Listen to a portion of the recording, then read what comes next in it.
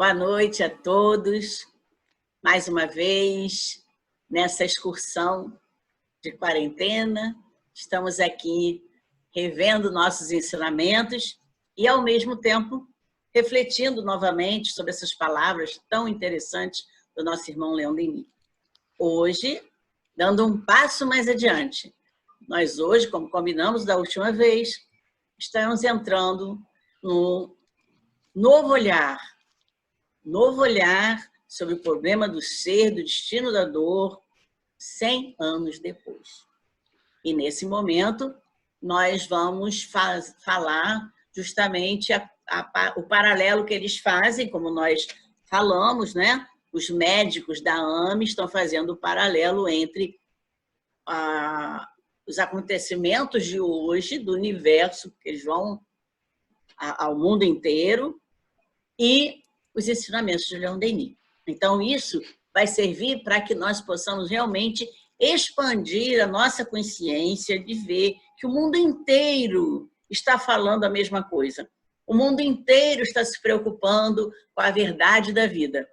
Não somos só brasileiros, não somos só espíritas, são cientistas, são médicos, são biólogos, enfim, são várias especialidades que a própria AME nos traz, que cada capítulo é escrito por um dos médicos da AME, e alguns não são médicos, são biólogos, são professores, são filósofos, mas eles se interessaram em mostrar para nós o que está havendo hoje no mundo inteiro. Então, nós vamos hoje dar prosseguimento a esses assuntos do Leon Denis, só que nos dias atuais. Vamos iniciar o nosso trabalho. Então, vamos começar com a nossa oração de abertura. Guias amigos espirituais, Mestre de Jesus, pedimos que possamos, cada vez mais, aprendermos, guardarmos todos esses ensinamentos para que possamos utilizá-los nesse momento tão importante de nossa existência. Nós possamos ser inspirados e que possamos aproveitar esse tempo para refletir muito sobre tudo isso que está acontecendo, utilizando todos esses conhecimentos para o nosso benefício. Sendo assim, pedimos permissão para iniciar, dizendo juntos, graças a Deus. Graças a Deus. Vamos, então, olhar, é o novo olhar para o problema do ser, do destino e da dor, que continua trazendo polêmicas, que continua trazendo objeções. Eu não sei porquê, porque já está tudo tão provado, né? Mas o povo ainda fica questionando, né, Ricardo? Não tem Exatamente. Jeito. Não tem jeito. Homens de pouca fé. Até o Leon Denis entrou nesse livro, que nós já falamos lá no início, né? Nossa passagem por todo o trabalho, e ele está lá de cima acompanhando toda essa trajetória nossa até hoje. Então, hoje nós vamos entrar no capítulo 16 e 17, porque ele nesse livro, eles estão fazendo uma junção do 16 com o 17. São as objeções e críticas e as provas históricas. Quem escreveu esses dois capítulos unidos foi Gilson Luiz Roberto. Então, aqui tem duas falas de Leon Denis muito interessantes. Não te maravilhes de se haver dito, necessário vos é nascer de novo. Então, trazendo novamente essa ideia das vidas sucessivas. E ele coloca, não te maravilhes de haver dito. Por quê? Porque realmente é uma coisa maravilhosa eu poder voltar, eu poder consertar aquilo que deixei por conta, eu poder rever as minhas oportunidades que eu não completei na outra vida. Então, agora eu estou aqui de frente de novo com os meus projetos. Se eles ficaram no meio, eles vão dar prosseguimento nas vidas sucessivas. E ele também nos diz: uma lei circular preside a evolução dos seres e das coisas, rege a marcha dos séculos e das humanidades. Cada destino gravita num círculo imenso. Olha só, nós sabemos que tudo é circular no universo. Tudo é circular. A lei que circula, que comanda, que dirige tudo, ela tem esse formato circular. E ele diz que cada destino também vai gravitando no círculo imenso. O oriental chama de círculo de roda de Sansara. É interessante porque, às vezes, a gente sai do universo para outro fugindo de alguma coisa. E lá longe, você pensa que não encontra mais nada sobre aquilo lá do passado e vai encontrar de novo. Encontra a mesma pessoa, encontra o mesmo assunto, encontra a mesma situação. Isso é a roda circular. Isso é o círculo que a gente gravita. Muitas vezes a gente pode não encontrar a pessoa em si, porque já estamos em outras vidas, outras encarnações. Mas aquele espírito é o mesmo. Ele está com outra roupagem. Mas ele foi lá onde você está, para encontrar você. É terrível, né, Ricardo? É uma necessidade, né, de você rever, né, certas existências, certas vivências, né, para poder consertar e também se aprimorar, né? Muitas vezes o objetivo também é o aprimoramento, né? Nós nos unimos para nos aprimorarmos. Mas isso acontece, eu não sei se já aconteceu com você, mas eu era professora, trabalhava num cargo de especialização. Aí, esse cargo, eu fui porque era psicóloga, mas fui como professora. A minha chefe não quis me passar para professora no município, para psicóloga. Aí eu disse, então tá, vai ter concurso, eu vou sair e vou fazer prova para psicologia e vamos ver que destino vai dar. Você acredita que eu fui parar em outro lugar, não tinha vaga, fui ver lá o que tinha vaga, o mesmo instituto que eu trabalhava antes, e quando chegou lá, aonde tinha vaga? Justamente na equipe que eu tinha largado como professora. Exatamente. Olha só, eu tinha que cumprir esse finalzinho lá. Tinha que passar por lá. Exatamente. E olha, foi uma volta enorme, não tinha nada a ver com aquilo. E aí a chefe disse, mas já que você já tem especialização, está faltando psicólogo lá naquela equipe. Fazer o quê, né? Exatamente. Muito interessante isso. É isso que é o gravita em círculo imenso. É por isso que é bom a gente estar sempre fazendo amigos, não deixar nada pendente, porque vai voltar. E é melhor voltar sempre de uma forma agradável, né? Rever as coisas agradáveis, rever projetos. Dentro da reencarnação, nós temos um caso também bem típico disso, né? Que Paracelso foi reencarnação em Hahnemann, que foi reencarnação em Eduardo Bach. Então, todos eles trabalharam pela medicina. E foi cada vez mais se utilizando. Porque quando o Hahnemann já trabalhou com a energia, o Bach foi trabalhar com a energia mais sutil ainda, que foi a energia das flores. E era o mesmo espírito. E aí você lembra aquele ensinamento do Platão, né? A gente relembra, não é isso? Relembra, exatamente. Platão naquela época já sabia, né? Olha só. É por isso que as pessoas, quando têm algum projeto na cabeça, não joga fora.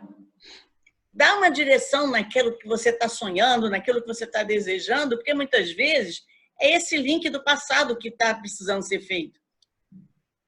E aí você já tem muitas coisas que você passa via tona com aquilo que você deixou de fazer. Exatamente.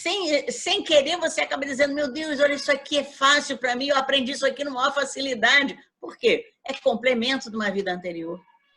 Exatamente. É isso que é esse círculo imenso que a gente está gravitando o tempo todo. Né? Certo. Então, aí ele fala que as incursões filosóficas em torno das vidas sucessivas, trazidas por Leon Denis, estruturadas dentro de uma lógica cristalina, impõem uma reflexão quanto às questões básicas para a compreensão do sofrimento humano e da evolução do espírito. Aí ele fala até, né, ao mesmo tempo poética, quer dizer, o próprio médico aqui falando sobre a poesia de Leon Denis, né? Que ninguém pode deixar de ver, né? Deixar de sentir, né? A poesia. Ele fala assim das vidas sucessivas de uma forma filosófica, como ele falou agora ali sobre essa questão de gravitar, né, no círculo do universo. E aí ele diz que essas questões precisam realmente ser refletidas. São questões básicas que vão levar à compreensão e até mesmo ao consolo. Porque essa compreensão traz consolo para o nosso sofrimento. Com certeza, exatamente. Você não está aqui por nada, você não está aqui sofrendo por nada. E ninguém é culpado do seu sofrimento. E ninguém pode botar obstáculo na sua evolução. Isso é uma coisa ainda mais importante de se entender. Exatamente. E às vezes, mas eu não fui ninguém na vida, ainda não sou ninguém na vida por causa do meu pai que não deixou estudar, que não sei quem, que não deixou fazer não sei o quê. E você fez o quê? É você que é responsável pelo seu crescimento. Exatamente. Sempre aparecem as oportunidades, né? Exatamente. Aí você vai deixando, vai procrastinando, e depois, numa outra encarnação, você vai dizer assim, tá vendo? No passado eu tive a vida assim, a vida assado, eu não fiz nada. Aí, não fez por quê? Porque não conseguiu lutar pelo seu caminho. Exatamente. Sempre há alternativas, né? Sempre tem alternativas. A reencarnação está assentada na justiça e misericórdia divina. Através de quê? Quando eu consigo o entendimento e quando eu vejo melhor essa questão da justiça divina, ele fala que vai descortinando o horizonte de compreensão. E aí eu vou entendendo a finalidade da vida, as razões que movem a nossa vida. E se alguém não tem um sentido de vida, eu não sei que sentido tem minha vida, vai procurar o entendimento. Porque se procurar o entendimento, se procurar a compreensão nesse aspecto das vidas sucessivas, vai encontrar a proposta, vai encontrar... É interessante que, às vezes, com pacientes meus, que eles têm problemas da mesma ordem, por exemplo, no trabalho, ou da mesma ordem afetivamente. E aí, quando eu falo da questão do nascimento deles, das vertentes kármicas que a gente já estudou através de instrumentos que a gente trabalha, eles começam a entender. Agora eu estou entendendo. E aí não ficam com raiva da vida mais, né? Aí vamos começar a ver que você tem que mudar o quê? Você tem que mudar comportamento, você tem que mudar atitude. Nós estamos aqui para sermos educados, não é isso? Não sermos punidos. Exatamente. Agora, todo mundo quer que caia do céu tudo, né? Não, Tudo caindo do céu. Viemos para trabalhar também, né? Viemos para trabalhar. Jesus veio trazer a espada e não a paz. Exatamente. Aí nós estamos aqui com uma colocação de Leon Denis que diz: o drama da vida não pode constar só ato. Um só ato, como? A gente está falando de vida. A vida é eterna. Como é que um teatro, imagina um teatro, que levasse um dia inteiro, pudesse ter um só ato? Não podia. Só que a nossa vida não leva só um dia inteiro, leva vários dias inteiros. É uma eternidade. Então, não pode constar de um só ato. É indispensável a continuação, um prolongamento. E aí, nisso, vai explicando, vai se esclarecendo as incoerências aparentes, as obscuridades do presente, aquelas questões assim, eu não sei o que é isso, por que isso só acontece comigo, eu não consigo entender. São essas obscuridades que a gente vive que realmente a gente precisa esquecer, mas a gente pode entender, pode intuir que a situação é por aquela área, né? Tem problema financeiro. Vamos intuir que no passado não deve ter usado bem a matéria, né? Exatamente. Tem algum motivo para isso, né? Não é? Tô lá, pobrezinho, tendo que trabalhar. Vamos lá, Leo, arregaça a manga, porque com certeza nessa vida você pode até voltar a ter muito dinheiro, mas vai ter que lutar. Exatamente. E se não resolver agora, você vai repetir de ano. Você vai ter que fazer de novo, né? Porque é uma escola, né? A escola é um problema sério. Então, isso requer o encadeamento. Essas existências são solidárias umas com as outras. E aí, o plano que está lá trazendo a economia na nossa vida vai presidir o destino humano. Então, a economia no sentido de realmente ter um foco, ter um propósito, ter uma linha para você seguir. Essas existências trazem um potencial, trazem um link que vai abrindo o caminho a qualquer momento. Pode não abrir hoje, amanhã, mas logo depois você vai perceber que alguma coisa na tua vida você já ouviu, você já participou. Eu acho que eu já vi isso. Isso aqui não me é estranho. Por quê? É esse encadeamento, essa existência solidária que ele fala que é importante. E é interessante bem isso, né? Essas vidas solitárias. É uma coisa muito interessante. Aí, a unicidade da existência destrói todas as possibilidades de uma justiça e perfeição divina. Todas. Por quê? Não poderia ter uma existência só. Como é que teria uma existência só? Como ficaria a justiça e a perfeição divina? Porque numa existência eu não conseguiria chegar à perfeição. E eu preciso de espaço, eu preciso de tempo, eu preciso de aprendizados. Então, viver várias situações, não é isso? Exatamente. Exatamente. Aí privilegiaria uns em detrimento de outros. Olha só, você foi bem nessa encarnação, vai embora, você já está como anjo. E o outro que não consegue chegar a anjo numa encarnação só? Está perdido, né?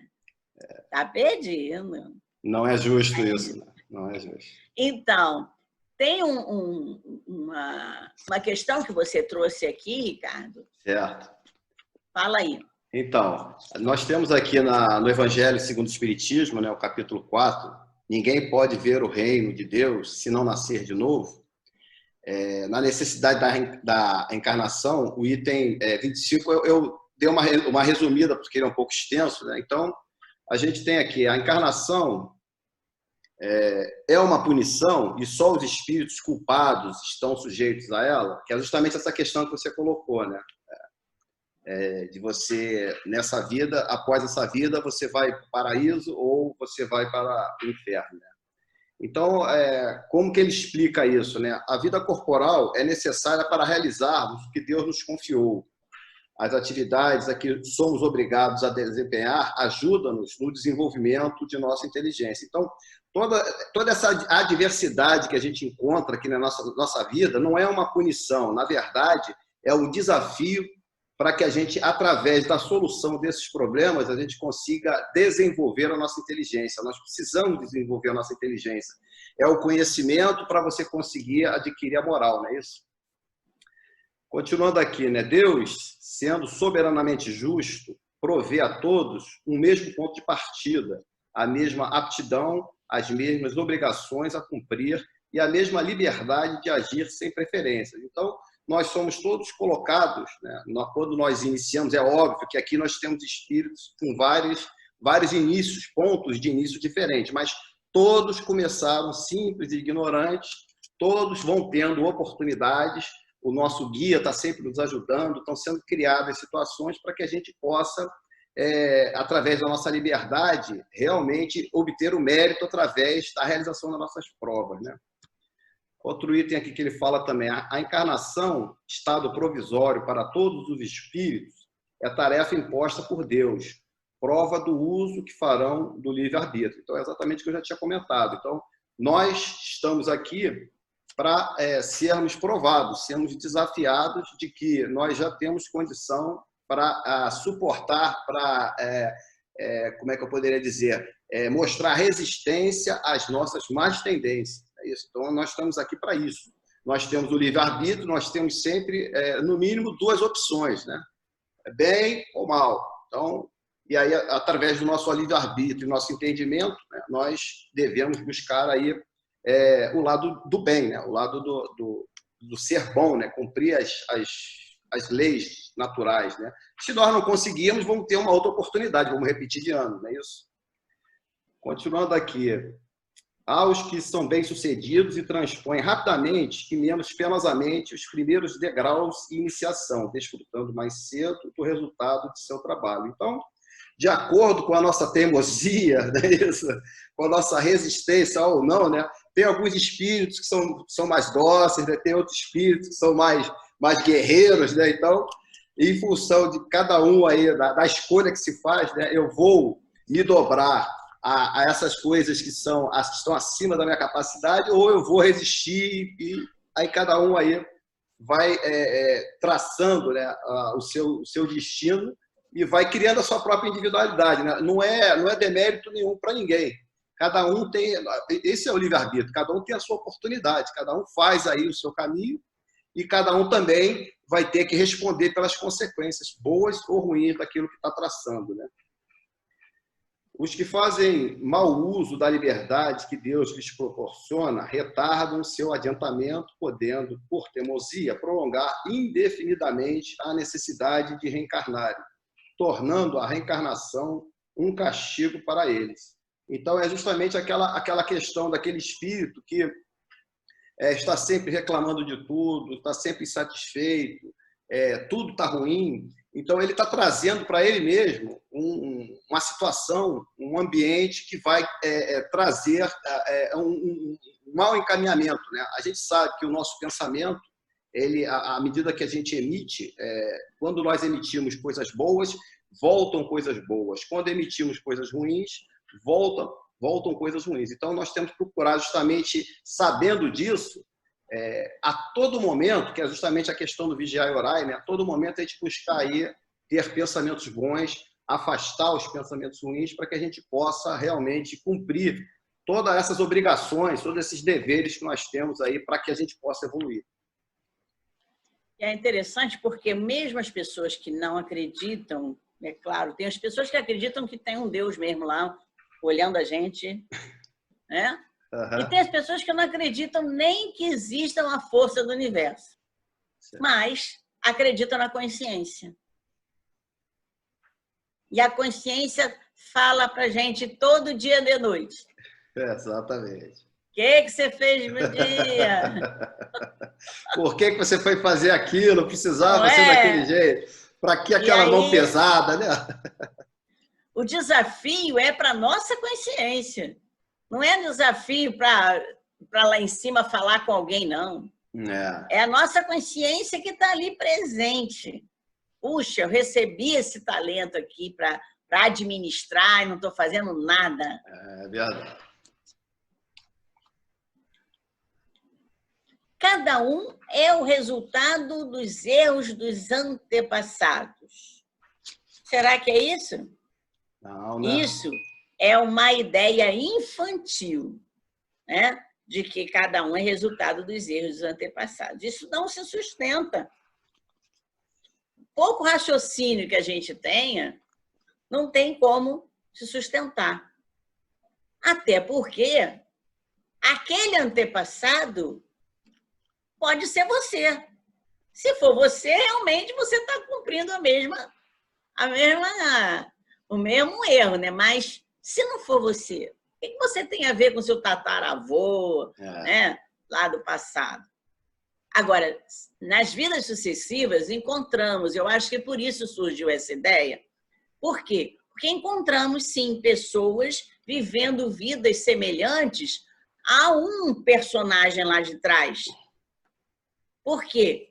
Porque é ele mesmo. É ele mesmo, ele tem que continuar o caminho. Não é porque era o avô dele que fez isso, tá vendo? Olha, sofreu um desastre de avião porque no passado pegou e botou fogo no avião de uma opção de gente.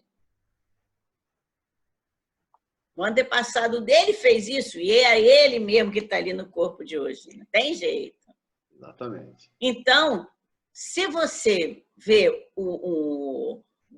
a criação das almas de uma forma autoritária, arbitrária, né? A situação do nascimento do espírito ser alguma coisa autoritária, arbitrária, você aí teria realmente esse resultado. Você vai porque o teu avô fez muito mal no passado e você é que vai sofrer com isso. Tinha até, né, uma história mesmo, né, nessa questão das religiões, que você ainda respondia por até 7ª geração. E aí, como é que alguém poderia impor nosso destino? Esse Deus fabuloso, misericordioso, não seria nada disso, né? Você estaria impondo um fracasso do meu tataravô, as tristezas que ele cometeu na vida, as alegrias, que nem eu tenho mérito pelas alegrias. Eu estou com vida alegre porque meu tataravô deixou um caminho bonitinho. Então, eu não fiz nada. Exatamente. Não é bem assim, lógica, né? Então, o ser humano não passaria de um joguete nas mãos de Deus. E aí, o livre-arbítrio estaria onde? Estaria imposto pela vontade dessa força suprema, que vai justamente caminhando com a gente, impondo o caminho. Essa realidade seria negar a justiça e amor divinos. Um Deus que seria imperfeito, seria sádico, punindo alguns, beneficiando outros e impondo o destino de cada um ao nascer. Não poderia existir isso, né, Ricardo? Um Deus justo de amor não pode, né? Pois é. E aí, lê a passagem do Livro dos Espíritos, que fala sobre essa questão das semelhanças. Isso. Então, nós temos aqui na questão 207, né, uma pergunta, né? Os pais transmitem frequentemente aos seus filhos uma semelhança física. Transmitem-lhes também uma semelhança moral? Aí os espíritos respondem: não, visto que eles possuem almas ou espíritos diferentes. O corpo procede do corpo, o espírito, porém, não procede do espírito. Entre os descendentes das raças, há apenas consanguinidade. E aí tem também aqui essa 207, letra A, né? De onde se originam as semelhanças morais que, algumas vezes, existem entre os pais e seus filhos. São espíritos simpáticos, atraídos pela semelhança de seus pendores, das suas inclinações, né? Então, aqui é bem interessante que ele fala a relação pai para filho, já não é aquilo que você tinha comentado, a partir do avô, né? Quando pulando, né? Pulando uma geração até é possível. 7 gerações anteriores, exatamente. Eu estou pagando o pecado. Exatamente. Então, ele coloca aqui que, na verdade, são espíritos diferentes. O pai e o filho são espíritos diferentes, então não tem como haver essa questão moral. Apenas uma semelhança física relacionada aí realmente à parte corporal, né? E o interesse, a simpatia, a conexão, né? Sintonia, isso. Que aquele espírito precisa nascer naquele meio que vai favorecer a que ele encontre toda a viciação dele em volta, e é um grande desafio. Exatamente, que é o que justamente fala aqui na letra A, exatamente, essa parte que você está comentando, exatamente, que os espíritos simpáticos, os que têm necessidades iguais, são agrupados em famílias para que eles possam até juntos resolverem essas questões, né? Ou apenas, ou algumas vezes também serem desafiados, que nem você falou, né? Às vezes a gente é colocado numa família justamente para mostrar aqui a resistência às nossas más tendências, né? E aí, quando a gente está nesse corpo físico, o espírito já não tem toda aquela noção, aquela percepção, muitas vezes fica muito materializado e aí acaba falhando aí justamente por conta dessa conexão forte que a gente tem com a carne às vezes, né? É isso que prejudica muita gente. Com certeza. Tal pai, tal filho. Também aprendeu tudo com o pai, né? Aprendeu, mas já tinha latente ali dentro dele, né? Exatamente, só deu um empurrãozinho, entendeu? Foi só aquela questão. Os filhos, só você olhar também, famílias que têm mais de um filho, às vezes um vai para um lado, outro vai para o outro, completamente diferente. Exatamente. Isso aí. Então, reencarnação. Reencarnação é realmente uma perspectiva muito grande que vai abrir para nosso futuro e favorece aquela atitude, né? Se você não olhar com essa perspectiva, que favorece a atitude de indolência, de deixar tudo para depois, aí eles criticam isso. Então vai ter na próxima encarnação, eu deixo para a próxima, né? Vou só ficar na preguiça. A vida tá boa, olha, tô conseguindo resolver tudo na tranquilidade, para que eu vou me esforçar mais, né? Por outro lado, né, o temor de um castigo eterno depois da morte teria mais força e eficácia na transformação da individualidade. Então, não tem depois não, eu vou para o fogo dos infernos, queimar a vida inteira.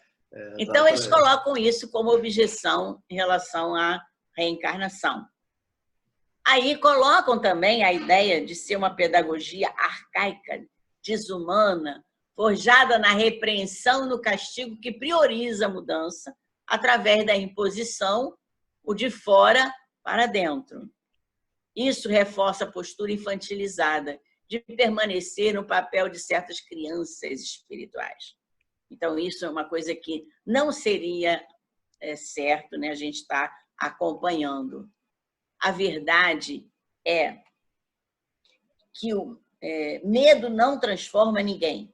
Ele apenas reprime os impulsos que permanecem vivos e intensos, apenas aguardando uma oportunidade para se manifestarem.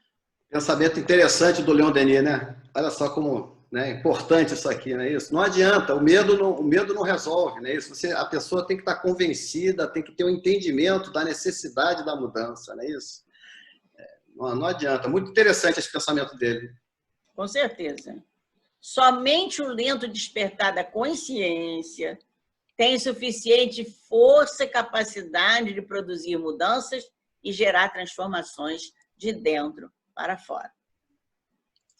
Ali era de fora para dentro. Isso. Você impunha, aquilo ia mudando de fora para dentro. Eu tenho medo, então eu paro. E aí eu me infantilizo, porque eu não cresço, eu não me expando. A minha personalidade não vai se expandir, porque eu tenho medo de tudo, de todos. Principalmente do olhar de Deus, que vê tudo em todos os lugares, né? O negócio é feio. Aí ele diz que realmente a verdade é que medo não transforma ninguém. Não tem como transformar, né? Não tem como. Exatamente. E aí você, com isso aqui, esse último pensamento dele vai bem ao encontro da questão do livre-arbítrio. É isso? A pessoa que tem, através das experiências, os desafios que ele vai tendo, as adversidades, né? As situações que ele mesmo cria para ele, ele vai aprendendo essa questão, vai havendo esse despertar da consciência, né? Ele vai começar a ver que o que ele está fazendo não está sendo bom para ele. Isso. E essa questão da consciência, realmente, como a gente viu ali atrás, né? Só com o entendimento. Eu preciso entender o que é consciência, eu preciso entender realmente o que eu preciso aprender para poder fazer alguma coisa por mim. E aí tem também no Livro dos Espíritos, né? Exatamente. A pluralidade das existências. O que fala aí, Ricardo? Então, temos aqui na Transmigração Progressiva, né, a questão 195, né? A possibilidade de se melhorar numa outra existência não pode levar algumas pessoas a perseverarem no mau caminho? pelo pensamento de que elas poderão sempre corrigir-se mais tarde, que é exatamente o item que ele está colocando aqui, né? Que ele estava falando ali também, né? Isso, exatamente. Então, os espíritos respondem: aquele que assim pensa, em nada crê, e a ideia de um castigo eterno não o refreia mais, porque sua razão o repele e essa ideia conduz à incredulidade sobre todas as coisas. É a questão da infantilização. Isso, exatamente.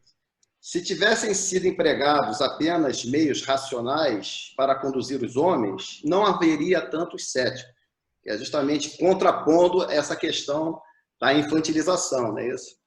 É porque meios racionais é o sentido que você só aprende com conhecimento. Isso, você tem que puxar refletir. Da inteligência. Isso, exatamente. Você tem que refletir que aquilo ali está te dando dor. Não é isso? Aquilo ali não está sendo bom para você.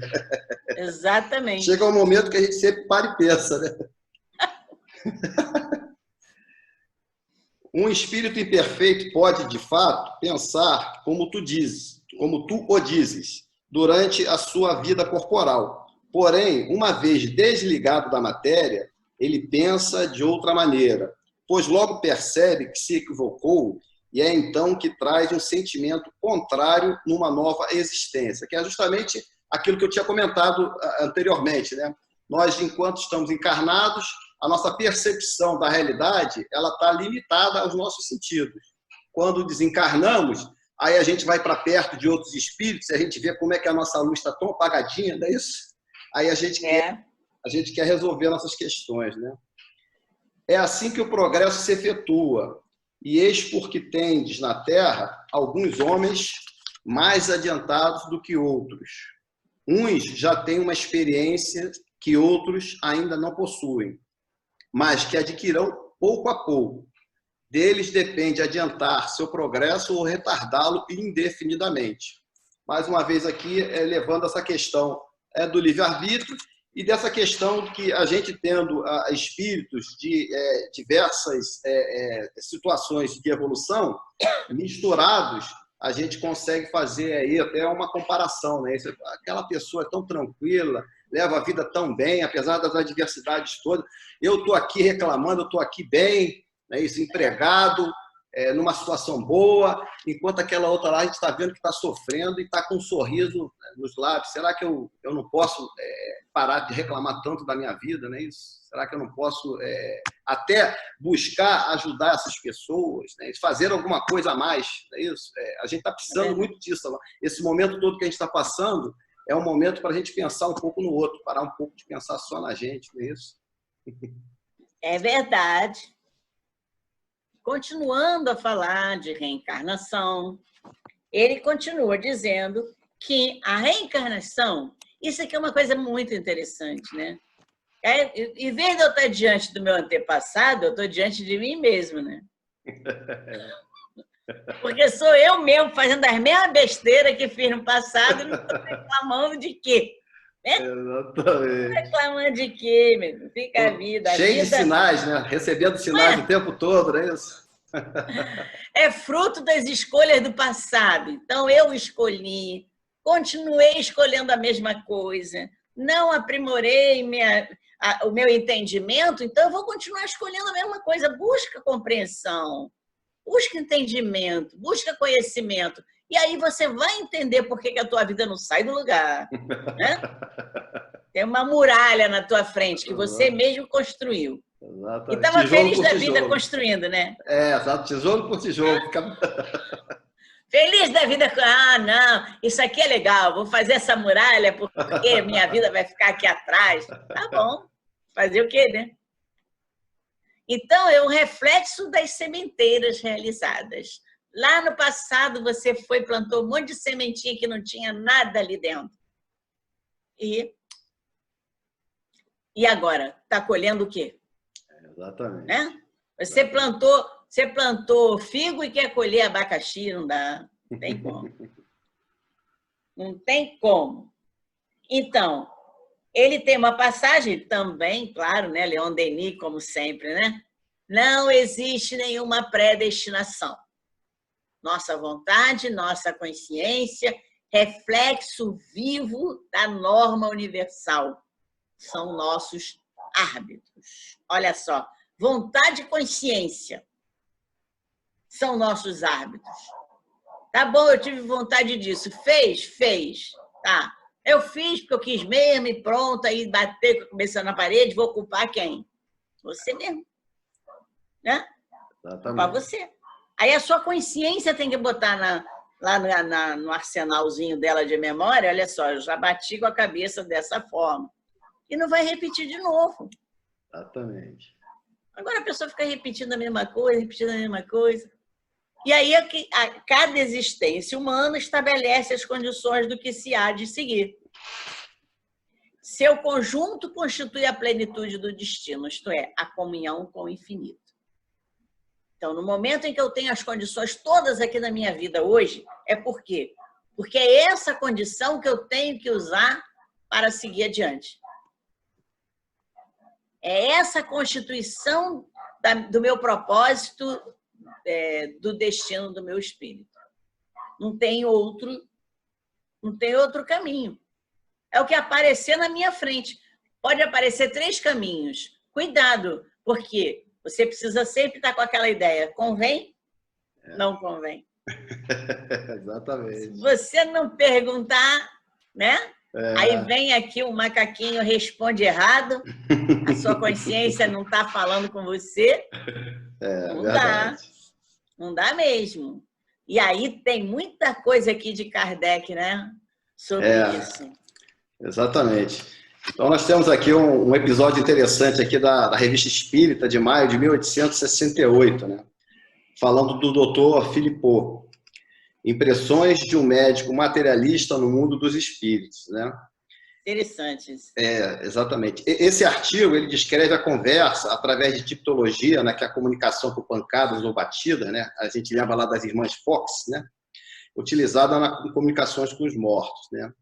Entre o espírito de um médico materialista distinto, designado pelo nome de Philippot, então eles quiseram preservar a identidade real do médico, né? Falecido há pouco, e o espírito que assinou como Santa Vitória. Então, esse diálogo é mais ou menos assim, né? Então, o médico começa perguntando, né? O espiritismo me ensina que é preciso esperar, amar, perdoar. Eu faria tudo isso se soubesse como começar. É preciso esperar o quê? É preciso perdoar o quê? E a quem? É preciso amar a quem? Respondei-me. Aí esse diálogo com a Santa Vitória, né? Então, a resposta dela, né? É preciso esperar da misericórdia de Deus, que é infinita. É preciso perdoar aos que vos ofenderam. É preciso amar ao próximo como a si mesmo. É preciso amar a Deus, a fim de que Deus vos ame e vos perdoe. É preciso orar e lhe render graças por todas as suas bondades, por todas as vossas misérias, porque miséria e bondade, tudo nos vem dele, isto é, tudo nos vem dele conforme o tenhamos merecido, né? E aqui é interessante, né, que a gente vê essa questão da miséria. Na verdade, se a gente pensar que somos espíritos imortais, que esse corpo aqui é apenas uma vestimenta, nós somos indestrutíveis. Então, todas essas adversidades que nós recebemos, na verdade, têm um intuito de nos educar. Não existe punição, não existe maldade, né? E aí, continuando aqui o texto, né? Ela fala: aquele que expiou mais tarde terá a sua recompensa. Cada coisa tem a sua razão de ser. E Deus, que é soberanamente bom e justo, dá a cada um segundo as suas obras. Amar e orar, eis toda a vida, toda a serenidade, né? Assinou Santa Vitória.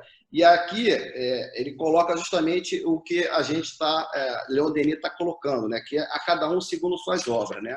E aí como é que acontece essa situação dele, né? Então ele continua relatando não saber como proceder, achava que tudo havia acabado com sua morte, porém continuava vivo, sem que ninguém ouvisse ou falasse dele. Então, no momento do enterro dele, né? Ele descreve lá justamente essa questão que a gente vê em muitos espíritos, que eles ficam naquela perturbação e não conseguem falar com ninguém, ninguém os vê, não consegue entender o que está acontecendo, né?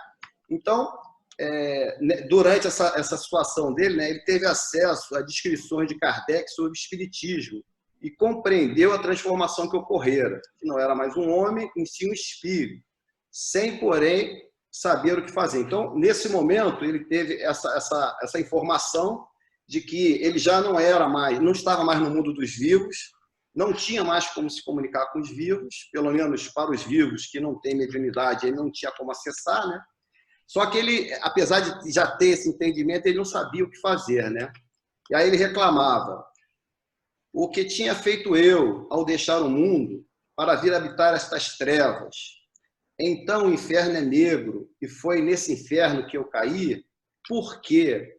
Porque trabalhei toda a minha vida, porque empreguei minha vida a cuidar de uns e de outros, a salvá-los, quando minha ciência o permitia? Não, não. Por que então? Porque procuro, nada, não encontro nada. E aí a gente vê essa vitimização que todos nós costumamos fazer, né? É justamente aquela questão de, não, eu estou cumprindo meus deveres, eu estou fazendo tudo, eu sou uma pessoa boa, pagador dos meus impostos, eu trato bem as pessoas, né? E aí o que acontece? Com essa situação, né, ele releu Kardec e aí ele realmente entendeu o que ocorrera em sua vida terrestre. E aí ele comunicou o seu novo entendimento. Agora, tudo está para refazer. Fiz tudo ao contrário do que devia. Eu aprendi, me aprofundei na ciência, não por amor à ciência, mas por ambição, para ser mais que os outros, para que falassem de mim. Olha só a vaidade, a cobiça, a vaidade, né? Tratei do próximo não para o aliviar, mas para me enriquecer. Numa palavra, dediquei-me inteiramente à matéria, quanto se deve dedicar ao espírito. Quais são hoje as minhas obras? A riqueza, a ciência, nada, nada. Tudo está para refazer. Então, é um espírito que ele vai ter que novamente passar por algumas provas, justamente para tentar se desvencilhar de orgulho, de vaidade, de cobiça, não é isso? Procurar ter um pouco mais de compaixão pelo próximo, não é isso? E o que a gente pode fazer aqui, Regina, é se colocar aqui nesse lugar. É um alerta. Você vê que é importante essas comunicações espíritas, né? São um alerta para todos nós. Olha, cuidado, porque eu sou você amanhã. Não é isso? Temos que ter cuidado com isso. Temos que ter muito cuidado com E é importante lembrar também que no livro Céu e Inferno, que tem o Código Penal da Justiça, né? Exatamente. Ele fala sobre essa questão de espiar, né? E as pessoas acham que espiar é só vir já cheio de problema, né? Mas espiar é justamente a resposta ao arrependimento. Então, ela fala que aquele que espiou, mais tarde terá sua recompensa. Exatamente. Então, o que acontece? Se você se arrependeu, porque tem a prova, que é o desafio, que todo mundo está passando. Todo mundo passa por provas, porque são aprendizados. E aí são desafios, porque são coisas novas. Mas tem a reparação. Aí, nessa reparação, o meu caminho é mais árduo. E aí ele fala que é a expiação, porque a expiação é quando eu vou consertar uma coisa que eu deixei de fazer. Aí tem mérito. Agora, eu aprendi uma coisa, sou brilhante, inteligência brilhante, aprendi uma coisa rapidinho, sou expert naquele assunto, mas não boto o dedinho lá onde eu tenho fraqueza. Exatamente. Aí eu não me arrependo, eu não quero saber daquilo e vou fugindo o tempo todo daquilo que você realmente precisa rever, precisa olhar com outros olhos, ressignificar aquela situação. Aí é o que ela diz, tem benefício, sim, vai ter recompensa depois. Exatamente. Pois é. E aí, através das vidas sucessivas, nós temos uma trajetória. A alma, ela inicia a sua trajetória em direção a um contínuo aprimoramento e evolução espiritual. Então, quando nós somos criados, nós já estamos ali seguindo essa trajetória. Não tem jeito, eu tenho que continuar, eu tenho que seguir o aprimoramento. Aí eu nego algumas coisas, passo por cima de outras, evito outras, mas olha a roda, olha o círculo. Vai na frente encontrar, eu tenho que aprender. Nós não ficamos sem matemática só para aprender português. Já na frente vai ter português, mas vai ter a matemática. E aí você vai ter que aprender, né? Tem jeito. É isso aí. Convocada ao despertar da consciência de uma forma responsável. Olha só. Não adianta só...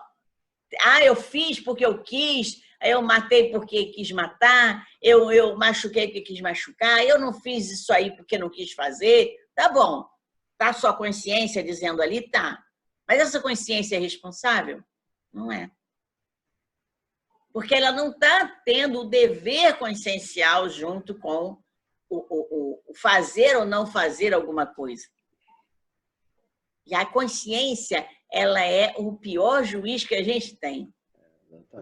É implacável. Não adianta. Aí vai assumir as consequências dos atos. Não tem jeito, tá lá. Seguindo o caminho. Foi você que fez. Não adianta dizer para o outro tapar, não. Isso é uma coisa muito importante para os pais, que às vezes tapa os buraquinhos dos filhos. Não querem que os filhos tenham consequência de atos nenhum. Vai cobrindo aqui, vai cobrindo ali. Não adianta, deixa botar a cabecinha na parede. Aí vai lá, bota um remedinho, mas a cabeça doeu, né? Depois acolhe, né? Deixa ele dar cabeçada e depois faz o curativo. Não é o filho pródigo, não foi assim? Exatamente.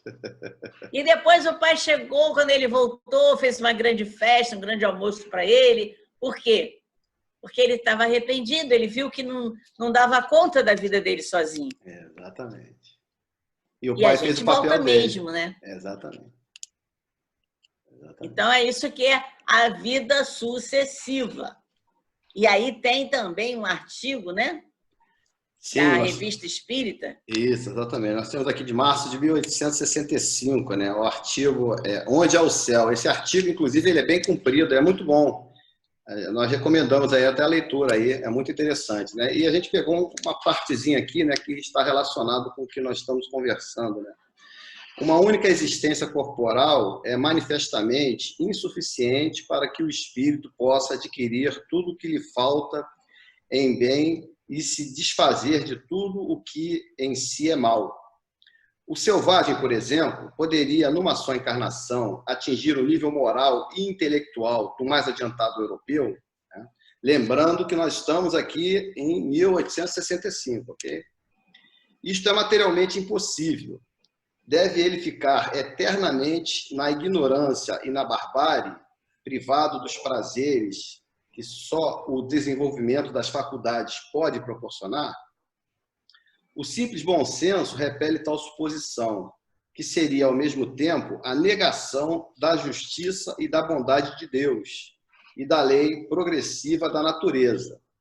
Isso porque Deus, que é soberanamente justo e bom, concede ao espírito do homem tantas existências quanto forem necessárias para que ele atinja o objetivo que é a perfeição.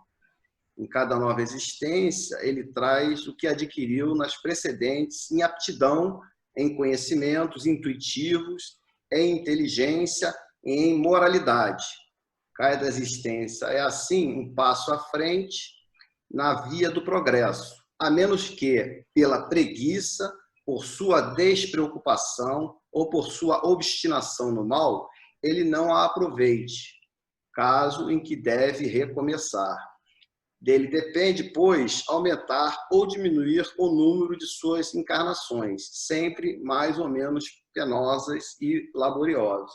Então, aqui ele descreve justamente essa evolução aí, essa questão da justiça divina e também até das nossas alternativas, né? Se nós quisermos desperdiçar essa encarnação, nós temos esse direito, porém, tudo tem consequência, né? Isso. Então, a gente, através desse entendimento, desse conhecimento, a gente tem a oportunidade de andar com os pés no chão, com firmeza. Eu sei o que eu estou fazendo. Eu quis seguir esse caminho. Esse caminho não é o mais adequado, mas eu quis. Então, é a minha opção. Eu já sei que isso aí vai ter consequência. E aí, já sabendo disso, eu posso até criar uma força de vontade, né? Isso, olha a nossa vontade aí. Não, eu não quero repetir isso aqui, eu não quero passar por isso de novo. Então, eu vou buscar, da melhor forma possível, me orientar, me realinhar, vou buscar no Evangelho de Jesus, vou buscar no auxílio de outras pessoas que possam ter mais entendimento que eu, me alinhar com toda essa necessidade que eu tenho de resolver essa questão. Tem uma coisa interessante que ele fala aqui, né? Que cada existência é um passo à frente, nunca é um passo atrás. Exatamente. Por mais que você não tenha cumprido todo o seu propósito no anterior, você já adquiriu a experiência, adquiriu aptidões, Isso. adquiriu conhecimentos. Inteligência. E aí, na outra, já não é a mesma pessoa, já não é a mesma banca de memória que está ali. É uma edição revista e ampliada. Exato, gostei. Gostei. Revisão... Revista e ampliada. Edição, revista e ampliada. Adorei. Adorei esse pedaço. Aí todo mundo está nesse pé. Todo mundo é uma edição, revista e ampliada. Agora, se não foi ampliado o tempo, reclama da editora, né? Nós aqui editamos, né? Nós estamos escrevendo. Não é? Dizem que cada dia Deus nos abre uma página em branco, não é isso? Para a gente escrever. Exatamente. É isso? Então, reclama do escritor, reclama da editora, que o negócio foi por ali. Pai e mãe não tem nada com isso. Não, com certeza não. Tem não. A gráfica não tem nada com isso. Não. Não tem nada a ver, não. Então, vamos lá. Olha que bebezinho lindo. É a reencarnação ligada à individualidade. Eu acho que é uma coisa extremamente importante a gente falar de individualidade. Por quê? Sob o ponto de vista da individualidade, a reencarnação é sinônimo de conhecimento e responsabilidade. É aqui que entra a questão do dever consciencial. Todo mundo tem um dever próprio, um dever de consciência, em que vai somando propósitos, somando cumplicidades com vários espíritos, né? E vamos ver o que a gente vai aceitar, né? Aí, desse processo, o espírito vai ampliando a capacidade de buscar dentro dele uma realidade e poder olhar a realidade externa também para fazer esse link. O que está dentro de mim vai ajudar a que eu veja o que está fora de mim. Eu tenho que usar o que está dentro de mim para ver o que está fora. Eu não vou interpretar o que está fora de mim à luz do nada. Eu tenho que olhar o que está fora com o que está dentro. Por quê? Porque eu tenho uma individualidade que ninguém tem. Eu tenho uma memória interna que ninguém tem. Eu tenho um eu individual, como Joana de Anjos fala, né? Com toda a minha bagagem do passado, minhas personalidades. E aí, ninguém tem. Aquilo ali é minha impressão digital. Exatamente. Só tem eu mesmo. Só eu mesmo.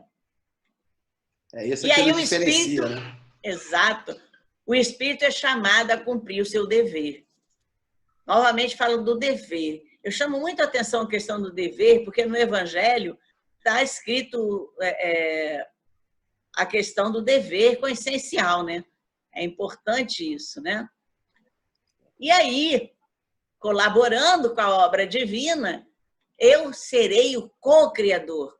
A consciência, quando ela está desperta, ela não permite mais que eu fuja dos meus deveres. Não permite mais que eu adie as minhas realizações. E aí o espírito se sente comprometido com a vida, assumindo o papel transformador no planeta. predominando a pedagogia centrada no amor e na valorização do espírito. Essa é a nossa trajetória. Prestem atenção, vocês que estão aqui nos ouvindo, se vocês já puseram a mão na consciência e já perceberam o quanto nós já estamos comprometidos com a vida? Comprometidos com esse papel transformador do planeta?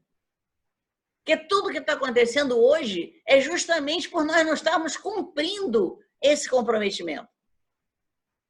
Agora está todo mundo lá em cima, que foi lá para cima, e eu espero que eles tenham ido para cima, não para baixo, né?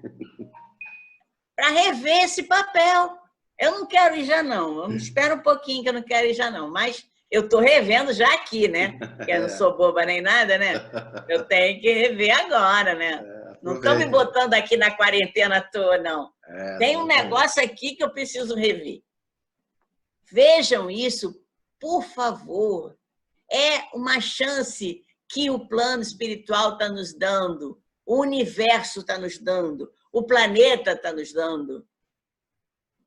Ele precisa, o próprio comprometimento com o planeta. E o planeta não conseguiu da nossa ajuda, está fazendo sozinho o papel dele transformador. Porque os homens não conseguem ajudar, né? É verdade. Só atrapalha. Né? E aí o planeta está fazendo sozinho esse papel transformador. Aí vamos ver aqui, né, no item do capítulo 20, Trabalhadores da Última Hora, Ricardo trouxe um pedacinho aqui para a gente rever esse evangelho. Exatamente. É um item que está relacionado com o que nós estamos passando aqui, né? É justamente essa questão aí que você colocou aí desse comprometimento, né, dessa necessidade aí que nós estamos vivendo agora, né? Então, no item 5 ele fala: chegastes ao tempo em que se cumprirão as coisas anunciadas para a transformação da humanidade. Felizes serão aqueles que tiverem trabalhado no campo do Senhor com desinteresse e sem outro objetivo que a caridade. Seus dias de trabalho serão pagos por 100 vezes mais do que esperavam. Felizes serão os que houverem dito aos seus irmãos: trabalhemos juntos, irmãos, e unamos nossos esforços para que o Mestre, ao chegar, encontre a obra terminada. Porque então o Mestre lhes dirá: vinde a mim, vós que sois bons servidores, vós que fizestes calar vossos ciúmes e vossas discórdias, para não deixar que a obra sofresse, né? Então, isso aqui está justamente relacionado com aquela parábola dos trabalhadores da vinha, né?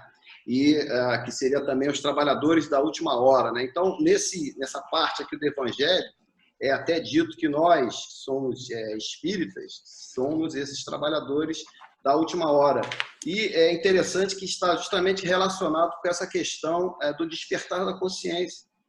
Ou seja, nós já estamos entendendo, apesar, né, de ter passado algum tempo, né, nós estamos lá na última hora, apesar disso, nós temos consciência dessa necessidade de a gente mudar, e a gente buscar essa parte que ele está falando aqui, trabalhamos juntos, não é isso? E esse momento que a gente está passando também está muito relacionado a isso, né? Isso, a gente parar, refletir que, na verdade, a gente tem que acabar com essa desunião toda. A gente tem que passar a se preocupar mais com os outros, passar a se preocupar com esse nosso mundo, que nem você falou, não é isso? Porque senão fica parecendo que nós somos uma doença aqui nesse mundo. É isso. E não é isso, não foi para isso que nós viemos. Nós não somos apêndice, não. Exatamente. Nós não somos apêndice do mundo, nós somos integrantes do mundo, fazemos parte, é uma partícula. Exatamente. Nós somos uma partícula que tem que estar em sintonia com esse mundo. Senão, quem vai realmente ser expurgado somos nós. Exatamente. Somos nós que vamos ser expurgados do mundo. Vamos para outro planeta. Isso, e vamos sofrer, né? Não vai servir mais para a gente, não. Isso, exatamente. Não vai servir mais a gente, não. Sofrer as consequências, né? Não é? Exatamente. E eu não sei se é boa, não quero saber, não. Exatamente.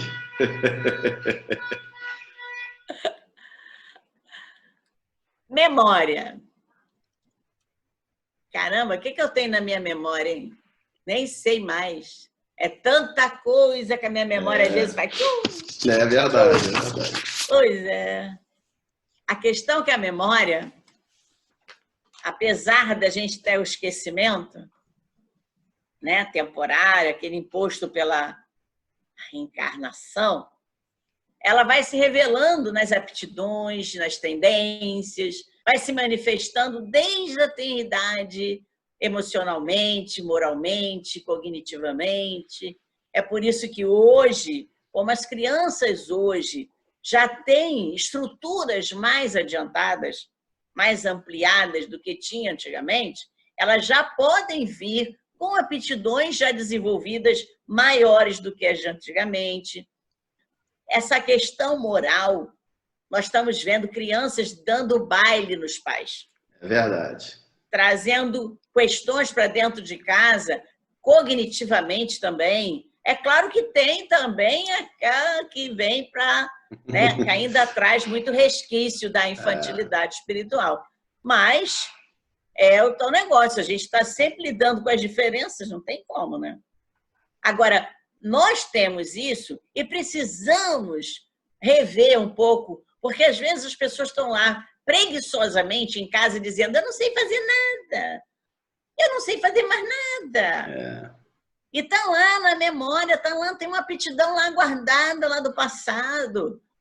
Olha para o entorno, olha para ver o que te chama atenção, o que te interessa, que aquilo ali está batendo lá com aquela vidinha anterior. Exatamente. Tem sempre alguma coisa, né? E de repente até vai conseguir uma paz de espírito que não tem ainda, né?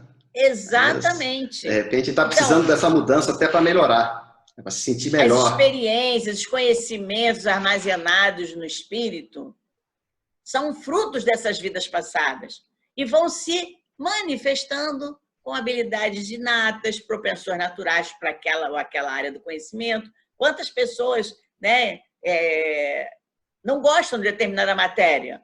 Um é ótimo em português, escreve com uma beleza. O outro não consegue escrever uma linha. Outra é fissurada em matemática, faz o cálculo de cabeça, mas, no entanto, não escreve, né? Quer dizer, cada um tem uma propensão natural por uma matéria, por uma área de conhecimento, né? Que seria, né, do verde se todos gostassem do azul. Né? Exatamente. Essa diversidade é importante para que a gente possa evoluir. É isso aí. Aí é claro que a gente sabe que hoje eu vou usar, de repente, aquela minha habilidade natural que veio à tona desde criança, e a pessoa vai, não, ela sempre gostou de matemática, aí ele vai fazer a engenharia, ele vai fazer a economia, ele vai fazer uma ciência ligada a essa questão, né, das ciências exatas. Mas no meio do caminho está desempregado. E aí? Fazer o quê? Exatamente. Aquilo ali também é um sentido de aprendizado. É. De repente é um momento para ele se ligar para outras coisas. E aí ele vai cuidar de filho, ele vai ajudar a esposa na cozinha.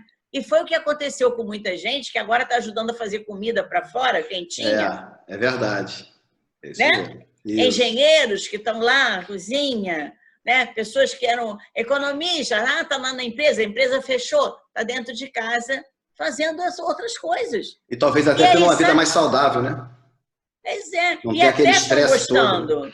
Eles estão gostando de fazer aquilo. Exatamente. Né? Então, por quê? Porque tinha também, naquelas vidas passadas, aqueles momentos em que também aprendeu alguma coisa daquilo ali. Ou até mesmo ganhar nesta vida uma habilidade nova, né? Também é. Né? Eu não quero, não levo jeito, mas olha, agora eu estou até conseguindo fritar um ovo sem queimar. Exatamente. Eu estou conseguindo. Tendo a pessoa certa do lado, às vezes ajuda muito também, né? Mas aí é por isso que a gente vem sempre acompanhado de pessoas certas. Exatamente. A gente nunca está com a pessoa errada do lado, não. É um amigo que você conhece, é um parente que mora perto, é o casamento perfeito, né? Que exatamente. Você começa a ver, caramba, eu nunca pensei que eu estivesse fazendo isso. Nunca pensei que eu fosse prender um botão na minha camisa. Tá lá, tá prendendo. É verdade. É muita novidade. E aí? Tem uma fala de Kardec sobre isso, não tem? Sim, nós temos aqui a questão 394 aqui, é um comentário, né, dessa questão, né, que está relacionada aqui ao Livro dos Espíritos, né, o Mundo Espírita, o capítulo 7, Retorno à Vida Corporal, né. Então, tem um trechinho aqui desse comentário de Kardec, né. A lembrança de nossas individualidades anteriores teria inconvenientes muito graves. Ela poderia, em alguns casos, nos humilhar singularmente, em outros, exaltar nosso orgulho e, por isso mesmo, entravar nosso livre-arbítrio. Então, isso está relacionado justamente com a questão de a gente ter esse esquecimento do nosso passado enquanto encarnados, né?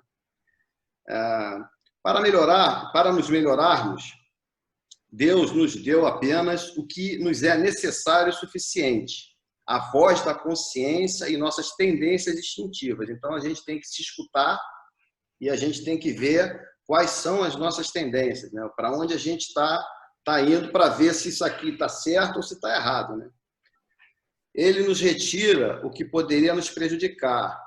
Acrescentemos ainda que, se tivéssemos a lembrança de nossos atos pessoais anteriores, teríamos igualmente a dos atos de outrem, e que esse conhecimento poderia ter os efeitos lamentáveis sobre as relações sociais. É o caso de a gente lembrar, por exemplo, que uma mãe, um pai, um irmão nos matou numa encarnação passada. Já pensou? Que coisa desagradável, não é isso?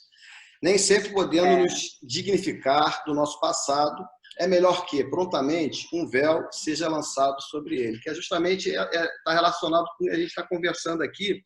E essa questão interessante, que a encarnação ela faz com que o nosso espírito diminua essa percepção. O Leon Denis fala muito isso, né, que é a questão da vibração, né? A gente diminui a nossa vibração e a gente não consegue acessar a memória de vidas anteriores que não seriam interessantes para a gente. E aí a gente, percebendo esse mecanismo, a gente vê que perfeição que é tudo isso, não é isso? O nosso Criador criar essas questões todas, né? Olha, você estando encarnado, o teu espírito não tem essa percepção toda dessa realidade e também não tem acesso àquelas memórias que iam ser prejudiciais. Que perfeição, né? Coisa bonita, né? É muito lindo, né? É muito bonito isso. E da forma como o Leon Denis, da forma como ele ali aborda, é muito bonito, é muito interessante, fascina muita gente isso. Aí nós temos a história da humanidade, repleto de casos de crianças que passaram a falar outras línguas, sem nunca terem tido contato com pequenos gênios que, em tenra idade, já demonstravam habilidades impressionantes, só conquistadas após muitos anos de dedicação e estudo. Este é o caso do pianista japonês Nobuyuki Tsuji. Ele é um deficiente visual que nasceu dia 13 de setembro de 1988. Engraçado, né? Olha a assinatura da Lei Áurea. Foi 13 de setembro, não foi? Não, foi. Eu não lembro. Lei Áurea não foi 13 de setembro? Agora eu não me lembro mais também. De cabeça também. Eu sou muito ruim para datas. Com transtorno do desenvolvimento dos olhos, a microftalmia, que o deixou completamente cego. Mas a deficiência visual não ofuscou o seu incrível, precoce talento para a música. E aí, com 2 anos, ele começou a mostrar sinais para a música. Um belo dia, sua mãe cantarolava a música Jingle Bells e, depois de escutar por alguns instantes, ele começou a reproduzir no seu pianinho de brinquedo. Que legal, né? Pianinho de brinquedo, sem nunca seus pais terem ensinado algo. E ele é capaz de tocar La Campanella de Liszt com sua perfeição que apenas 4 pianistas do mundo conseguiram. Nem o próprio autor foi capaz de reproduzi-la com a exatidão que a escreveu.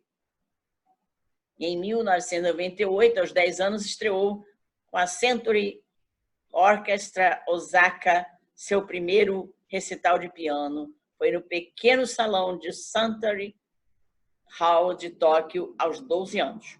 Hoje é pianista e compositor consagrado com várias premiações. Regina, a Lei Áurea é de 13 de maio de 1888. É 13 de maio. eu achei Peguei uma cola aqui na internet. 13 e 88, achei tão parecido com... Exatamente. Só errou só, no caso aí, o mês. Só errei a data e o ano. Não, você, no caso aí, você sabia que era 88. Eu sabia que era 13 e sabia que era 88. Eu sabia então, que não era 1900, claro. É 1900 isso, então. eu já estava nascida também, né? Então, faltou só o mês. O mês é que é maio. 13 de maio. Outro dia eu estava dando uma aula que falava 13 de maio também, um acontecimento. Aí esse era mesmo no dia, no mesma data, só que era mais recente. Entendi. Era 1900 e pouco, mas em 13 de maio. Aí eu fiquei com isso na cabeça. Aqui no Brasil, temos uma impressionante história de Sibelius Donato Tenório. Nascido 22 de junho de 1973, em Campina Grande, Paraíba. Prematuro, com apenas 6 meses de gestação e com 1,1 kg de peso. Os médicos afirmavam que a criança não sobreviveria. Até os 3 anos e 8 meses não falava, não andava, não engatinhava, apenas arrastava-se de costas pelo chão. Nessa idade, acordou toda a família pela madrugada, tocando o piano da família, com as 2 mãos. Caramba, devia ser para assustar, né? Isso é coisa para assustar. É verdade.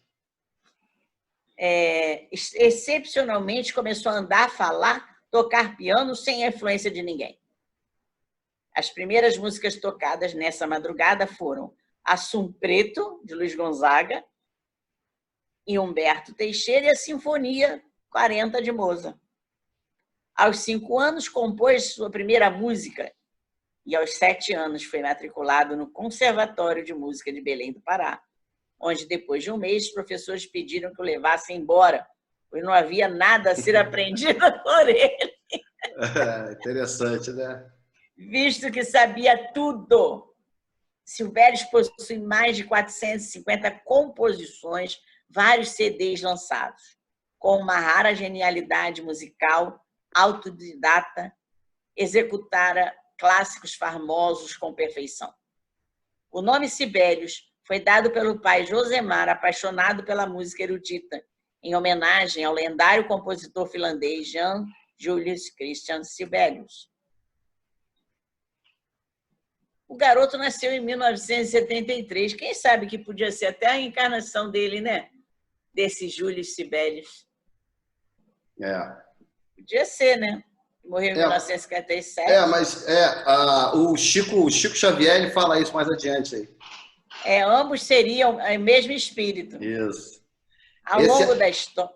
Esse Araújo de Souza aí é um site, tem um blog que fala sobre a história desse rapaz, desse pianista aí. Ao longo da história, como será mostrado na sequência, vamos encontrar inúmeros relatos de crianças que, em tenra idade, demonstraram capacidades intelectuais impossíveis de serem conseguidas apenas em uma existência. Wolfgang Amadeus Mozart, quem não conhece a história de Mozart, né? Mostrou uma habilidade musical prodigiosa desde a infância. Exímio no teclado, violino, aos 5 anos falava francês, alemão e latim, compondo sua primeira ópera aos 9 anos. E aos 15 já havia compilado mais de uma centena de obras substanciais. E ele realmente, bem novo, ele já estava sentando no piano e tocando sinfonias, né?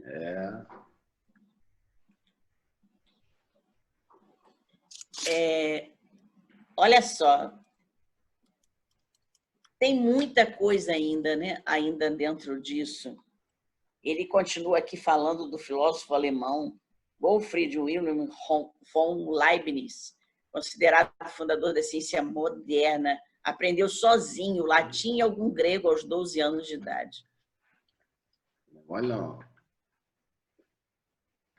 O dramaturgo, autor de peças teatrais e poeta espanhol Félix López de Vega e Carpio era um menino prodígio. Com 5 anos, lia em castelhano e latim. Com 10 anos, fazia traduções de latim para o espanhol. e, com 12 anos, escreveu sua primeira peça de teatro. Blaise Pascal foi o grande filósofo físico e matemático francês que desde cedo se revelou um gênio. Pascal juntou-se aos sábios do círculo de Mersenne quando tinha 13 anos de idade. Aos 16 anos, numa das reuniões, Pascal apresentou uma única folha de papel que continha vários teoremas de geometria projetiva. Em fevereiro de 1640, publicou um ensaio sobre seções cônicas. Aos 17 anos, descobriu e publicou uma série de teoremas em geometria projetiva fundamentais ao desenvolvimento tecnológico futuro no campo de aviação. Aos 18 anos, com o objetivo de ajudar o pai na tarefa de cobrar impostos, Pascal inventou a primeira máquina digital chamada Pascaline. Olha lá a máquina, isso aqui é a máquina Pascaline, né? A calculadora antiga. Para levar a cabo o processo de adição e subtração.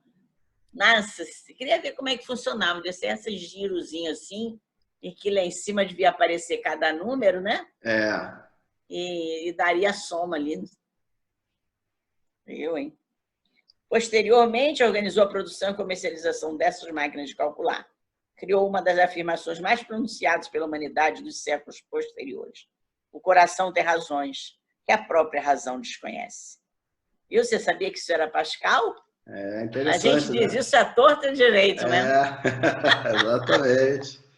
Vê que ele não era, a questão dele não era só na matemática, não, não era só na física, não. O negócio dele também. Questões do coração. É isso aí. O coração tem uma razão que a própria razão desconhece, porque ele conseguiu se voltar para a parte mais material, né? Justamente para esconder a razão do coração. E nem ele conseguiu descobrir. Com toda a máquina, ele não conseguiu descobrir a questão do coração dele, não. John Stuart Mill, filósofo, economista britânico.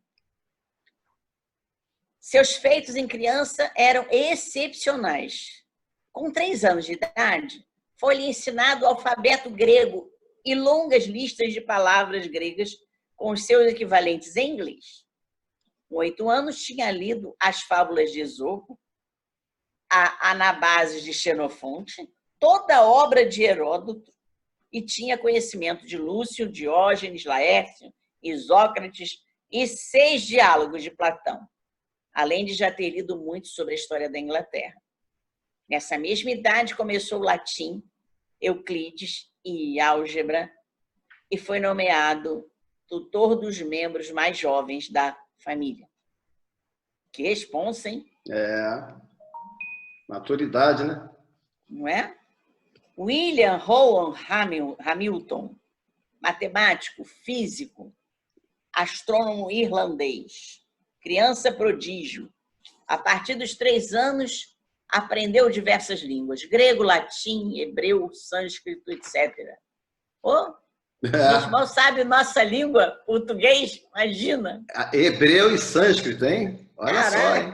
O cara ele não se limitou no latim, não. Grego e latim já não são coisas simples, não, né? Isso até a gente já consegue aprender, né? Mas é difícil. Latim Aos 13 anos, Hamilton falava tantas línguas quanto a sua idade. Além da maioria das línguas europeias clássicas e modernas, falava ainda persa, árabe, hindustani, sânscrito e até malaio. Nossa Senhora!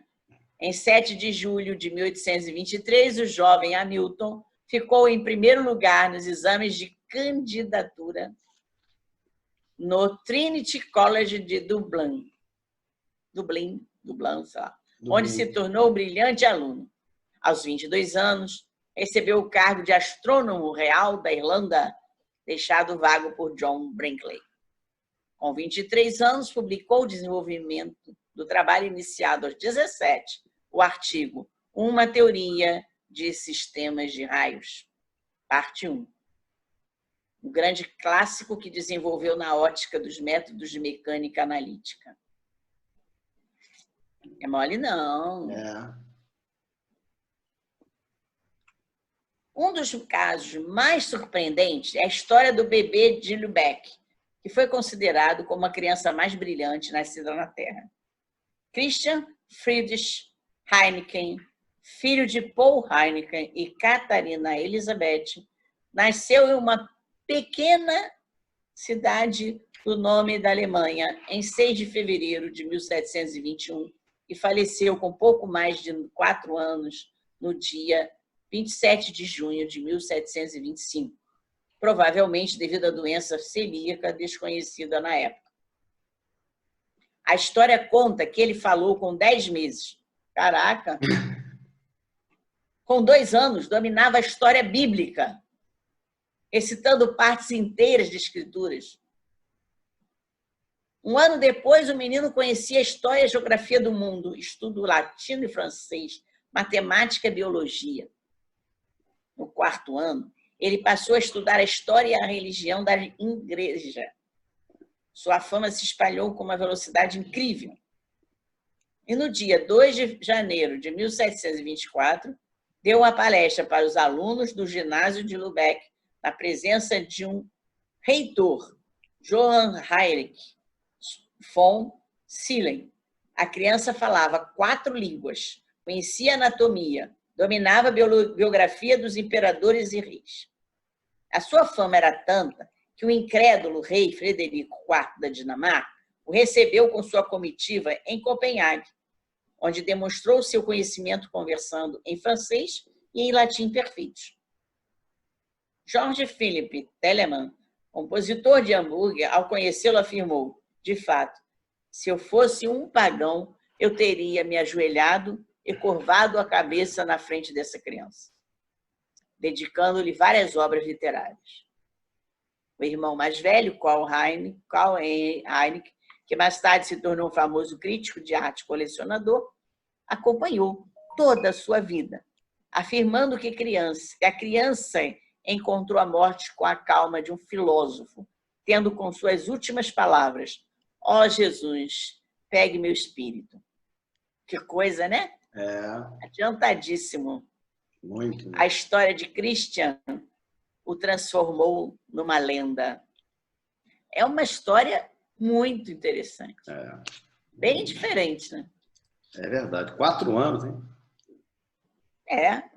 Morreu com 4 anos, mas fez tanta coisa mais do que a gente com 70, né? Do que talvez a gente poderia fazer em 2 existências, não numa, não em 2. Não, numa. Aí eu fico até envergonhada. Um cara com 4 anos fez tanta coisa, foi até a Copenhague para se encontrar com o rei. E eu estou aqui reclamando da vida que eu não faço nada. Metade daquilo que ele fez. Nem a 10ª parte, nem a 100ª parte. Deus me livre. É verdade. Micaela Irene Fudolik. Já veio um pouco mais tarde, né? Entrou na Universidade de Filipinas aos 11 anos. Se formou em bacharelado em Ciências Físicas aos 16 e era a melhor aluna da sua turma de formandos. Taylor Raymond Wilson é a pessoa mais jovem do mundo a construir o fusor nuclear aos 14 anos. Olha só. Interessante, né? Em maio de 2011, ele ganhou o Prêmio International Science and Engineering Fair Intel, graças ao seu detector de radiação. Em fevereiro de 2013, ele falou na conferência TED sobre as suas ideias sobre reatores nucleares subterrâneos de fusão nuclear autossuficientes e ainda projetou um aparato compacto que poderia gerar 50 megawatts de energia e precisaria ser reabastecido apenas uma vez a cada 30 anos. Isso é interessante, hein? Né? Olha a carinha dele, jovem. Né? Muito novinho. Crânio. Olha só o aparelhinho que ele criou. Piquititinho, né?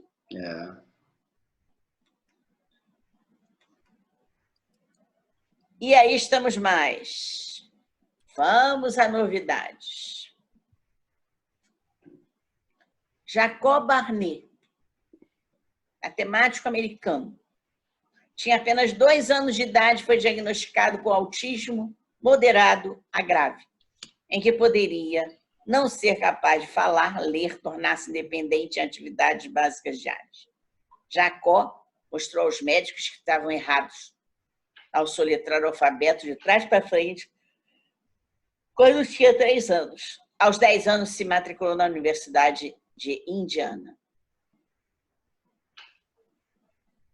Aquele caso do Good Doctor, você já viu essa série do Good Doctor? Não, eu só vi anúncio já, mas eu já sei, parece que ele tem autismo, ele tem uma situação diferente, mas é muito inteligente. E é um caso real. Ele é um caso real. Sabia não. É um caso real. Ele é autista, e ele vai por intuição. Ele está parado, o pessoal está ali examinando, de repente ele diz, faz isso. Pronto, já descobre o negócio. É incrível, incrível. Interessante, né? Marchichan Boderajo nasceu em Hong Kong. É a pessoa mais jovem a se matricular na Universidade de Hong Kong aos 9 anos de idade. Ele participou de um programa de duplo diploma, especialmente projetado, bacharel em Ciências Matemáticas, Master of Filosofia em Matemática, que terminou em 2011, um ano antes do que o currículo concebido. Ele está atualmente estudando para ser um PhD em matemática nos Estados Unidos.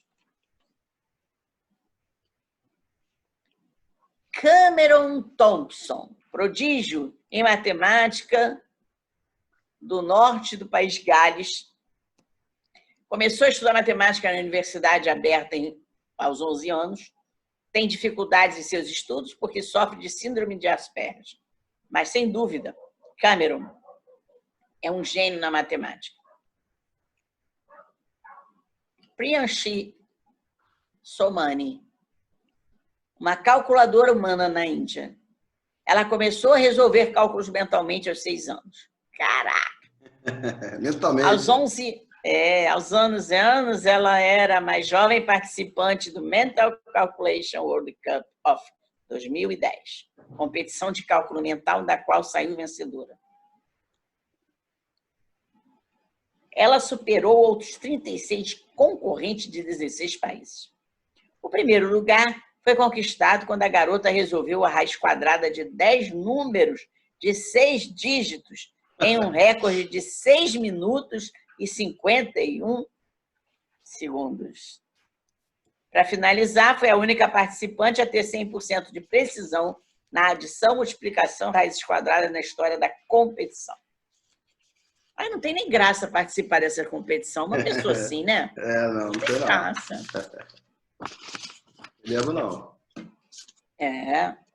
Dessa forma, se tornou a nova titular de recorde mundial em raízes quadradas mentais em janeiro de 2012, quando calculou a raiz quadrada de 10 números de 6 dígitos em 2 minutos e 43 segundos. Aqui em Câmara, violonista prodígio de Berlim. Esse garotinho é lindo. Ele tocou com aquele maestro que veio até no Brasil. Agora não lembro o nome. Tem um vídeo dele tocando na orquestra daquele maestro. Ao tocar o violino aos 2 anos de idade, mostrou uma notável memória musical quando ainda usava fraldas e mal sabia falar. Tocou antes de aprender a falar, né? O violino dele é pequenininho, muito engraçadinho. Seu instrutor notou que o garoto tinha um ouvido para a música natural e começou a ensiná-lo aos 2 anos, 2 vezes por semana. Ele aprendeu a tocar de maneira excepcionalmente rápida depois de apenas 6 meses de treinamento e fez sua estreia em dezembro de 2003, com 3 anos, um concerto de Natal.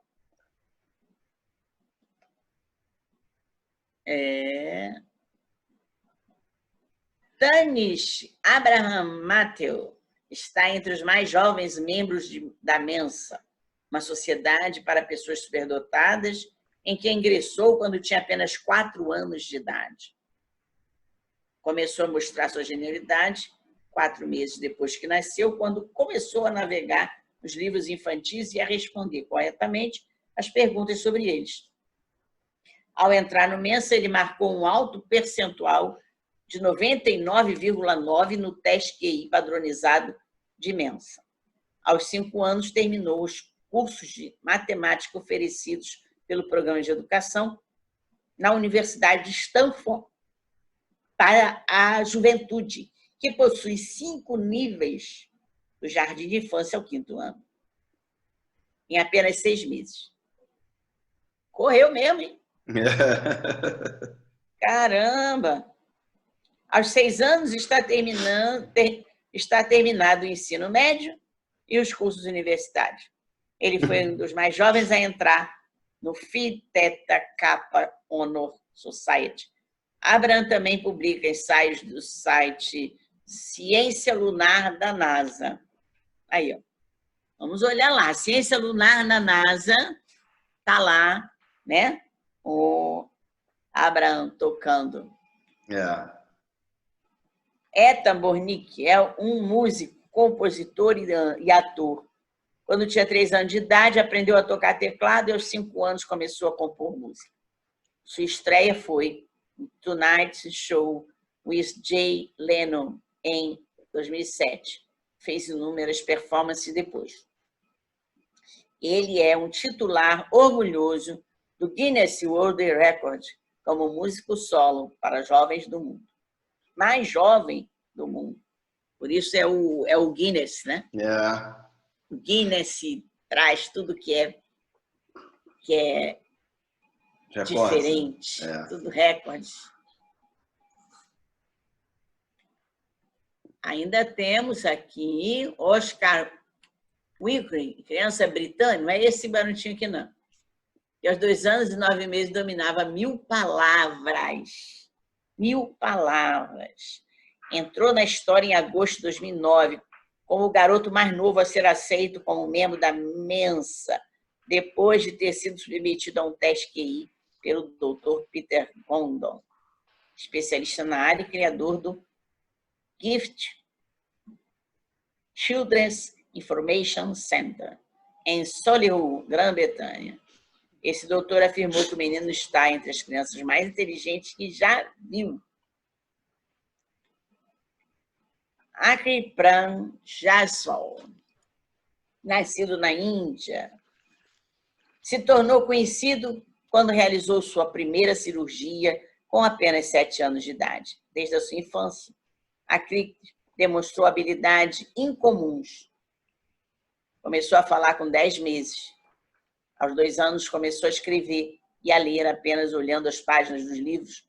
Aos 5 anos, começou a ler livros de poesia e peças de Shakespeare.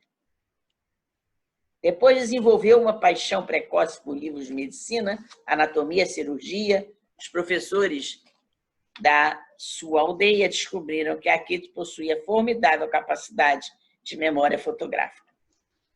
Aos 6 anos, fazia discursos altamente complexos sobre temas de medicina, biologia, cirurgia, debatia com médicos, adultos, qualquer tipo de tema ligado à ciência médica. Memorizou dezenas de tratados médicos, anatomia, fisiologia e cirurgia. Que memória, né? Akrit solicitou e obteve uma autorização especial para acompanhar e assistir às cirurgias feitas no hospital de Himachal. Aos 7 anos, tornou-se o cirurgião mais jovem do mundo, quando a família de uma menina de sua aldeia solicitou sua ajuda para realizar uma cirurgia. Foi convidado pelo governo hindu para estudar na Punjab University aos 11 anos, em 2004. Hoje ele é estudante da Universidade de Harvard, nos Estados Unidos, continua seus estudos autodidáticos sobre medicina e outras áreas da saúde. O sonho de Akrit é descobrir a cura definitiva para o câncer. Então, de tempos em tempos aparecem crianças prodígio, desafiam a ciência a explicar a origem de suas capacidades. E até hoje não surgiu uma teoria baseada no paradigma materialista capaz de explicar o fenômeno. Não tem como explicar esse fenômeno se você não olha pelas vidas anteriores. Se não olhar pelas vidas sucessivas, não tem como. Exatamente. Para aquele que acha, né, que a alma, né, ela é criada com cérebro físico e se vai quando o cérebro físico se vai, não tem como. Como é que você vai concatenar algum raciocínio para se saber que dessas vidas, dessa experiência toda, todo esse conhecimento que adquiriu de uma hora para outra? Não tem, realmente. Ó, garoto com dois meses falando línguas e línguas e línguas, ele ainda nem ouviu a voz da mãe e do pai, não sabe nem o que o pai e a mãe estão falando. Aí já traz línguas passadas, nossa. Exatamente, é uma coisa realmente... Não tem como explicar. Não tem. A família não fala aquelas línguas. Exatamente. Então, hoje nós vamos ficar aqui na parte teórica e continuaremos o capítulo na próxima semana, mas nós trouxemos aqui para ilustrar 2 vídeos de 2 meninos que nós falamos aqui nessas genialidades que nós viemos a conhecer através desse trabalho desses médicos maravilhosos da AME. Temos aqui o Akin Câmara, que foi o violinista, que já tocou com a orquestra. Vamos ouvir o Akin Câmara.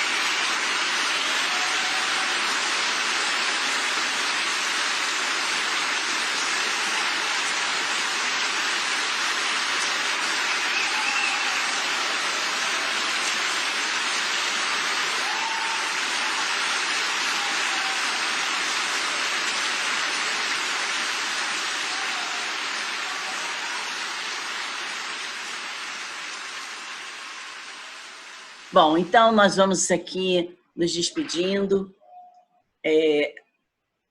agradecendo de antemão, né, ao nosso irmão Leon Denis, que trouxe tantas novidades para a gente, e que nós continuemos a ver esses prodígios na nossa vida diária. Nós temos, às vezes, o nosso vizinho, nós temos um coleguinha de colégio do nosso filho, que traz essas mensagens de realmente mostrar que essas crianças existiram, elas existem e ainda irão existir. Então, semana que vem, nós iremos continuar esse mesmo capítulo, 16 e 17, que está sendo traduzido num só, no livro Novo Olhar. Vamos encerrando, então, o nosso momento de hoje. Esses amigos espirituais, agradecemos por mais essa oportunidade de conhecermos, de termos acesso a informações importantes sobre a reencarnação, sobre essas múltiplas existências, e que possamos, através disso, fortalecer a nossa vontade, a nossa convicção da necessidade que temos de buscar o nosso progresso, através de cada vez mais nos desapegarmos da matéria. Pedimos que possamos refletir sobre tudo isso, buscando utilizar no nosso dia a dia e finalizando esse trabalho, pedindo permissão para encerrar, dizendo juntos, graças a Deus.